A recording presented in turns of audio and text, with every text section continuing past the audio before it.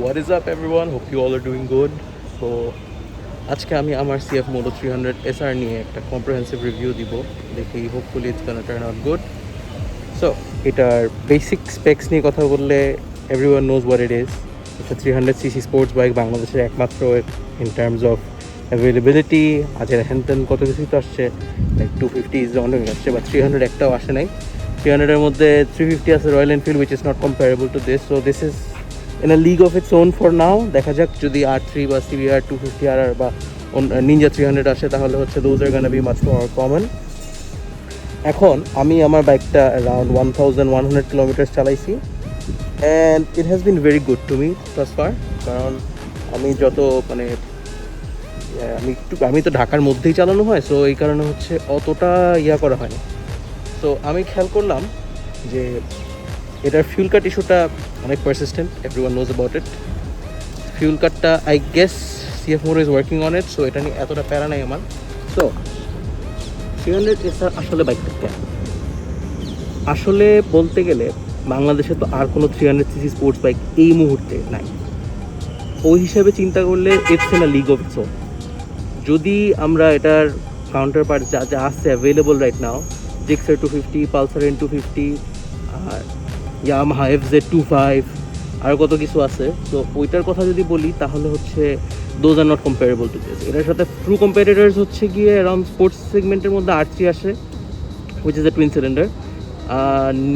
KTM Duke 250 বা Ninja 250, যদি sorry KTM Ninja বা নিনজা 300 আসে, ইয়ামাহা R3 আসে, CBR 250RR আসে, আর হচ্ছে আরও কিছু আছে, আই এম নট শিওর। এই কয়েকটা হচ্ছে মোস্ট কম্পারেবল। আর QJ মোটরের মোস্ট লাইকলি 300cc অনেকগুলো আছে, যদি আসে বাংলাদেশে, এখন একটাও আসে না। So I am gonna talk about this. So this is my CF Moto 300 SR। আমি এটা নিয়েছি হচ্ছে গত মাসে, এখন পর্যন্ত 1 মাস হয়েছে। আমার 1000 কিলোমিটার ক্রস করছি। এই 1000 কিলোমিটার্সের মধ্যে আমি সবচেয়ে কমন যে জিনিসপত্রগুলো দেখছি CF Motoতে, সেটা হচ্ছে গিয়ে ফিউল কাট ইস্যুটা খুব পারসিস্টেন্ট, আর হচ্ছে গ্রাউন্ড ক্লিয়ারেন্স। এই দুইটা জিনিস ছাড়া আর কোনো ইস্যু আমি পাই নাই। এখন ওই জিনিস চিন্তা করলে এই বাইকটা হচ্ছে আর কি there is nothing say about this, কারণ এই দুইটা জিনিস ফিক্স করে ফেলবে most likely CF Moto very soon. Ground ক্লিয়ারেন্সে কিছু করার নাই, it's a low bike, it's suppose to be like this. এটার একটা বেলি প্যান আছে for God sake, so it's suppose to be low. আর ফিউল কাট ইস্যুটা সবচেয়ে বেশি পারসিস্টেন্ট, আদারওয়াইজ এর থেকে আর কোনো বড় ইস্যুজ আমি দেখি না। টকিং অ্যাবাউট এভরিথিং, এই যে CF এর যে স্লিপার ক্লাচ, এই জিনিসটা সবচেয়ে মজা কি, you can press this with a finger, it's so freaking soft. আর হচ্ছে second of all this view is to die for, কারণ বাংলাদেশে এর চাইতে প্রিমিয়াম কোনো ফিলিং বাইক নাই। Like, look at all this, everything feels top notch. The horn shape, the switch feels, everything feels good. Even the pass switch is like satisfying. See, everything feels good. বাইকের মিররসগুলো একটু বেশি flimsy লাগছে আমার কাছে। আর বাইকে খুবই common একটা issue যেটা আমি দেখলাম, সেটা হচ্ছে এই যে এটা লাগানোতে হচ্ছে কি ওই ইস্যুটা রেমিগেট হয়েছে। কারণ লুক হিয়ার, দেখছেন এই কাদাটা, এই জায়গাটা ভরে এই পর্যন্ত এসে সামনে যে বসে তার পিঠ পর্যন্ত আসে। লাইক কাম অন ভাই, বাংলাদেশের জন্য এই বাইক অ্যাকচুয়ালি তৈরি না। এই জন্য আফটার মার্কেটে শার্ক পাওয়ারের এটা লাগানো লাগছে, আদারওয়াইজ হচ্ছে কি আমি খুবই প্যারা খাইতেছিলাম। এই যে এখন তাও যে কাদা লাগছে, যা লাগছে হ্যানতেন সমস্যা নেই, কারণ this protects it from up till here. আর এই মাডগার্ডটা মোটামুটি যা করার পরে। আরেকটা কমন ইস্যু হচ্ছে, লুক এট দিস মাডগার্ড, দেখছেন কতটুকু ছোট? এর থেকে ছোট মাডগার্ড আর হয় না। অ্যান্ড এটার জন্য ইস্যু হচ্ছে এই যে see there, that's the issue. এখন তো তাও অল্প কাদা লাগছে, যখন বেশি কাদা লাগে এটাকে ফুল ব্লক করে ফেলে, তখন হয় কি বাইকটা ওভারহিট করে। এই একটা ইস্যুর জন্য যে কত প্যারা খাইছি, এই জন্য করতে হবে কি, আমি যা ভাবতেছি to add something here, I guess I am gonna get another mudguard, যেটার মধ্যে হচ্ছে কি কেটে আমি জাস্ট এটার মধ্যে বসায় দিব হট গ্লু বা সিলিকন যেটা দিয়ে পারি, হোল টোল করবো না, আই ডোন্ট লাইক দ্যাট। আর এই যে ভাইজার টিন্ট করেছিলাম, কারণ স্টক ভাইজারটা দেখতে পুরো গোল্ড ফিশের অ্যাকুয়ারিয়ামের মতো লাগে। হ্যাঁ, আদার দেন দ্যাট ভাই বাইকটা টপ নচ, আমি চালায় যে মজা পাইছি, if you saw my recent videos you would know. এই let me just start it up for you all.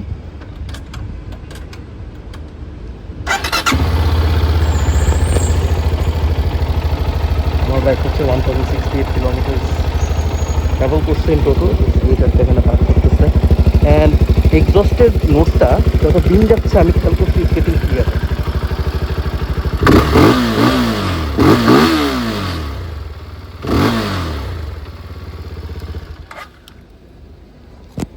আর হচ্ছে এটার ব্রেকস, আমার একটা কমপ্লেন আছে সিএফ এর কাছে, যেটা হচ্ছে হ্যাঁ this is good, this is a very good caliper. ভাই বলতে গেলে মার্কেটে এর চাইতে বড় ক্যালিপার মনে হয় না হয় স্টক বাইকে বাংলাদেশে, মানে বাংলাদেশের প্রেক্ষাপটে। কিন্তু this is way to small for this bike. Most likely 12 বা 14 মিলিমিটার পিস্টন দেওয়া, যে কারণে হচ্ছে ব্রেকটা একদমই প্রোগ্রেসিভ না। ব্রেকটা যখন ধরা হয় তো দেখা যাচ্ছে ধরতেছে না হঠাৎ করে খুব হার্ড ব্রেক করছে। এই কারণে it feels good at low speeds, বা যখন হাই স্পিডে বা প্যানিক ব্রেক করা হয় ব্রেকটা লক আপ করে এবিএস কিক ইন করে, যে কারণে হচ্ছে ব্রেকিং ডিস্টেন্স বেড়ে যায়। ওই সময় করতে হয় কি হালকা একটু ব্রেকটা ছেড়ে জাস্ট হচ্ছে ইনশিওর করতে হয় যাতে একটুখানি পাওয়া যায়, ফ্রিওয়ে পাওয়া যায়। টকিং অ্যাবাউট দ্য হেডলাইটস, হেডলাইটের থ্রোটা অনেক ভালো। আর এই যে এই জায়গাটা হচ্ছে এটার হাই বিমসগুলো, let me light up for you. এই যে এই হাই বিমসগুলা খুবই সেন্ট্রালাইজড আর খুবই কনসেন্ট্রেটেড। সো রাস্তার মধ্যে যদি কোনো প্রবলেম হয় এইটা দিয়ে আপনি দূরে পটহোলস ইজিলি দেখতে পারবেন, ওইটা দিয়ে উপরটা দিয়ে অতটা বোঝা যায় না পটহোলস। দ্যাটস অ্যাবাউট ইট। আর কি বাইকের কমন জিনিস হচ্ছে এটার কিন্তু চেনটা আমাদের মার্কেটের রেগুলার 428 চেন না, এটা কিন্তু 520 chain. So keep in mind এটা একটু স্ট্রঙ্গার, বাট হচ্ছে যদি আফটার মার্কেট অপশনস চান অতটা অ্যাভেলেবল না মার্কেটে। আর চেনটা অলওয়েজ লুপড আপ করে রাখতে, আমার চেনটা ময়লা হয়ে আসছে, আমি ওয়াশ করে আবার লুপ করাবো, দেখি হোপফুলি ভেরি সুন। এটা টেল লাইটের লুকটা খুবই সুন্দর লাগে রাতের বেলা দিক অফ দিস। আর হচ্ছে ব্রেক লাইটটা দিলে ইটস প্লেন্টি ব্রাইট, দেখলে মনে হয় না অতটা bright, but it's very very bright. আর হচ্ছে আমার রিসেন্টলি খেয়াল করলাম আমার কুলেন্ট লেভেলটা একটু লো আছে, এটা আমি আবার কুলেন্টটা চেঞ্জ করবো, কারণ স্টক কুলেন্টটা অতটা ভালো না, হিট রিটেনশন ক্যাপাসিটি অনেক কম। সিএফ মোটোতে আমি সবচেয়ে বেশি পারসিস্টেন্ট যে ইস্যুটা পাইছি সেটা হচ্ছে গিয়ে যে রাস্তার মধ্যে হিটটা অনেক প্যারা লাগে। কারণ হচ্ছে যেহেতু আমি ঠিক বললাম যে কুলেন্টটা ভালো না, এই কুলেন্টটা ভালো না হওয়ার কারণে রেডিয়েটর ফ্যানটা যখন অন হয় এই যে এই জায়গাটার মধ্যে যে ভেন্টটা আছে না, এই ভেন্টটার মধ্যে দিয়ে যে পরিমাণ হিট বের হয় আনরিয়েল, পুরাই আনরিয়েল লেভেলের হিট বের হয়। যে কারণে হচ্ছে এই হিটটা ডিসিপেট করার জন্যে একমাত্র হচ্ছে কুলেন্টটা ফ্লাশ দেওয়া। আর হচ্ছে এটার যে পিলিয়ন সিট, যেটা এই পিলিয়ন সিটটা খুবই খুবই খুবই খুবই আনকমফোর্টেবল। লাইক আমার পিছে আমার ফ্রেন্ডরা যারাই বসছে বলে যে ভাই this seat is not for sitting. এটার মধ্যে জাস্ট খালি খুব ইমার্জেন্সি কেসে কাউকে point A to point B নিয়ে যাওয়া। আমার আব্বু যখন এটার পিছিয়ে বসে হি কমপ্লেইনস এভরি সেকেন্ড যে এটার সিট এমন কেন, এত হাই কেন, বসতে এত করতে। আমি আব্বুকে কেমনে বুঝাই যে this is a sports bike, not a commuter bike. তো সো আমি একটা জিনিস দেখাতে চাই আপনাদেরকে, সেটা হচ্ছে বাইকে বসলে তারপরে হচ্ছে আপনাদেরকে আমি একটু দেখাই। এই যে this is the cockpit view. So let me go through the menu of ইট।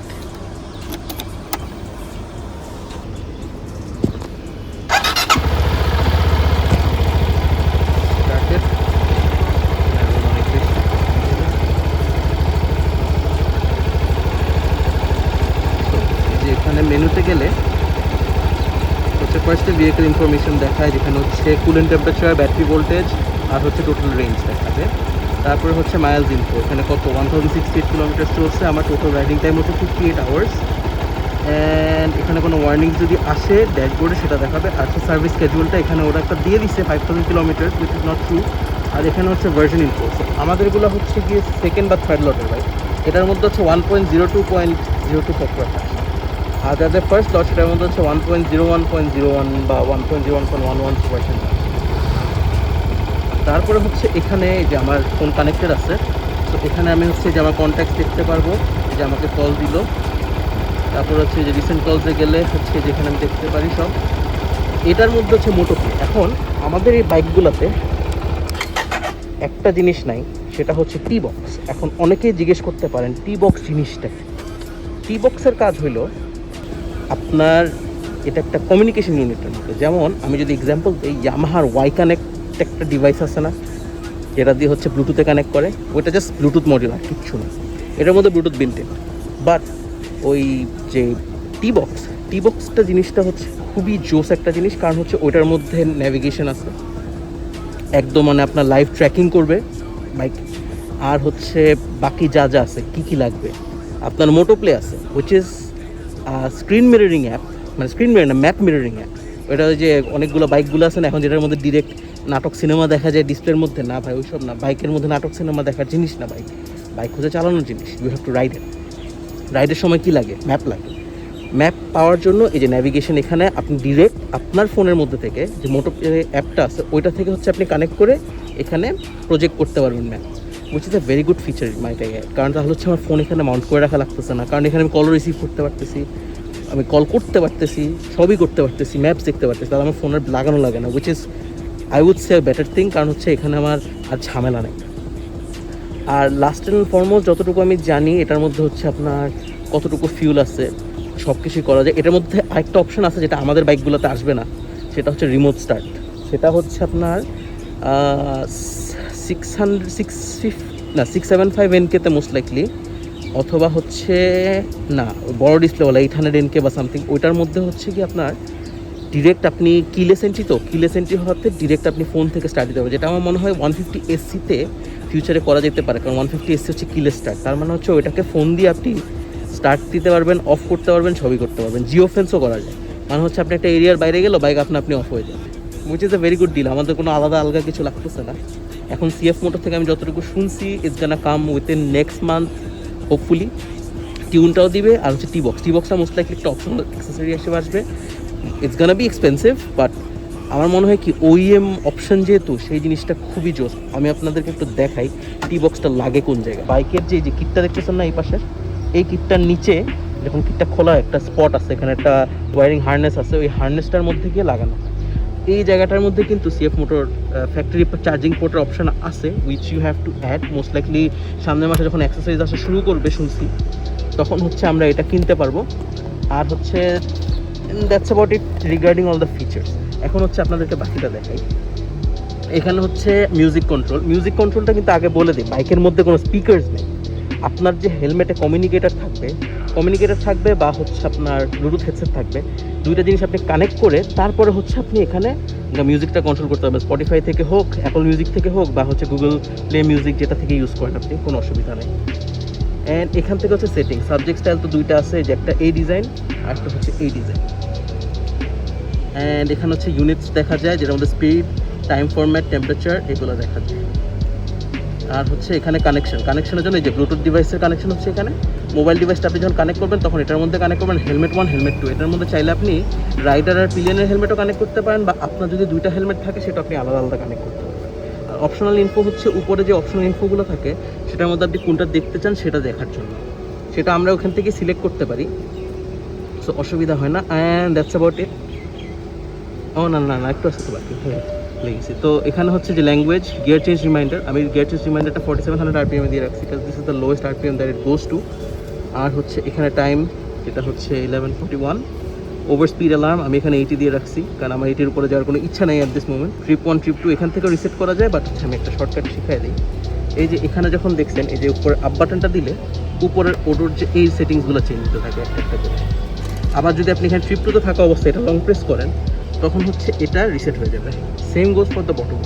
এই যে বটম সুইচটা চাপ দিলে নিচে হচ্ছে যে অ্যাভারেজ, যেটা হচ্ছে কি আপনার টোটাল অ্যাভারেজ দেখাবে। এটা হচ্ছে অ্যাভারেজ স্পিড, এটা রেঞ্জ, এটা হচ্ছে ভোল্টেজ, আর এটা হচ্ছে আপনার রানিং অ্যাভারেজ। মানে হচ্ছে আপনি যখন থ্রটল বেশি দিবেন দেখবেন এটা অনেক হাই হয়ে থাকে, আর যখন আপনি ইঞ্জিন পোস্টিং করবেন দেখবেন 0 বা 0.1 লিটার হয়ে থাকে। তো এটা দিয়ে বুঝতে পারি যে আমরা আমাদের রাইডিং স্টাইলটা কতটুকু ইকোনমিক বা কতটুকু ফিউল থার্স্টি সেটা বোঝা যায়। And that's it. আর এখানে যে ইঞ্জিন টাইমটা দেখা, এখানে কতক্ষণ ইঞ্জিন চলছে আপনার এই ট্রিপে সেটা।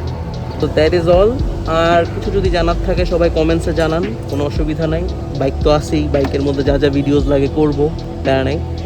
আর আমার চ্যানেলটা এখনও ফুললি আমি স্ট্যান্ড আপ করতে পাই নাই, কারণ হচ্ছে it's still a testing phase. আমি এটা আসলে প্যাশন দিয়ে করতেছি, তাই কোনো না, মন চাইছে বাইক কিনছি, বাইক নিয়ে একটা ভিডিও করি।